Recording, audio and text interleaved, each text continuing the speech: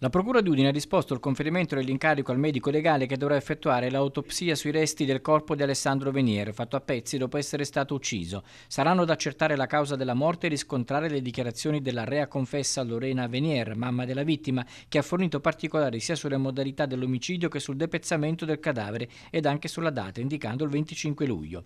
In considerazione della situazione particolare in cui è stata rinvenuta la salma, riferisce il procuratore aggiunto Claudia Danelon, è possibile che il consulente incaricato si avvalga a sua volta di altri specialisti che lo affiancheranno per accertare ogni dettaglio di ciò che è accaduto.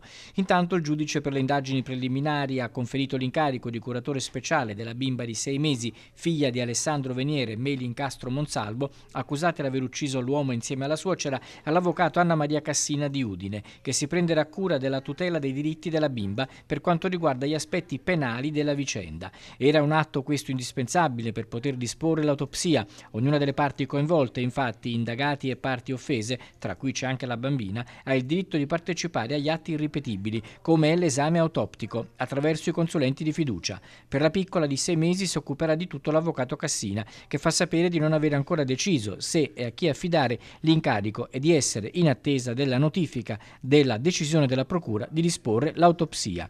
Si conoscono invece già i nomi dei consulenti di parte nominati dalla difesa. Giovanni Denardo, difensore di Lorena Venier, ha nominato il dottor Massimiliano Mansutti, mentre gli avvocati Federica Toselle e Francesco De Carlo hanno deciso di affidarsi a Lorenzo Desinan.